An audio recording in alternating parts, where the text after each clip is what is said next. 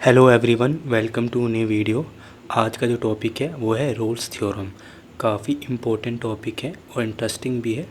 चलिए इस टॉपिक को हम स्टार्ट करते हैं। ओके, तो हम एक ना फंक्शन मान लेते हैं। अगर इस पे हमें रोल्स थ्योरम डिफ़ाइन करना है तो इसके लिए हमें कुछ चीज़ें ध्यान में रखनी होगी। सबसे पहले ये जो सबसे पहली पॉइंट होनी चाहिए वो ये कि वो कंटिन्यूस होना चाहिए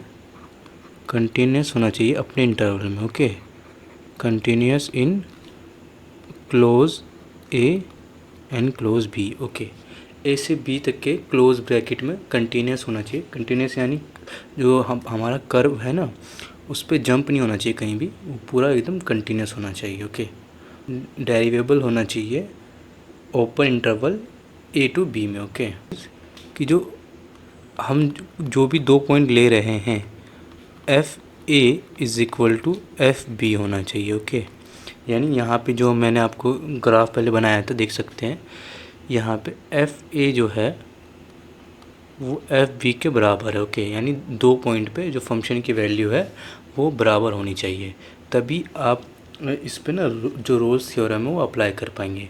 तो रोल्स थ्योरम कहता है अगर कोई भी फंक्शन ये तीनों चीज़ फुलफ़िल कर रहा है, ये तीनों पॉइंट फुलफ़िल कर रहा है, पहला वो कंटिन्यूस होना चाहिए close bracket A to B में, डेरिवेबल होना चाहिए open bracket A to B में, और जो उसका फंक्शन का ए पॉइंट जो है वो बराबर होना चाहिए बी पॉइंट के। ओके, देन हम ये कह सकते हैं कि इस इंटरवल में, यानी इस इंटरवल में एक ऐसा पॉइंट एग्जिस्ट करेगा, सी मान लेते हैं, एक ऐसा पॉइंट एग्जिस्ट करेगा इस इंटरवल में ए इंटू बी में, जो कि अगर हम सी पॉइंट के रिस्पेक्ट में अपने फंक्शन का डेरिवेटिव लेंगे, ओके, तो वो हमारा क्या होगा, ज़ीरो के बराबर होगा। तो रोल्स थ्योरम ये कहता है एक ऐसा पॉइंट एग्जिस्ट करेगा, अगर उसका हम डिफ्रेंशिएशन करेंगे तो वो ज़ीरो के बराबर आएगा। ओके, तो ये था हमारा रोल्स थ्योरम।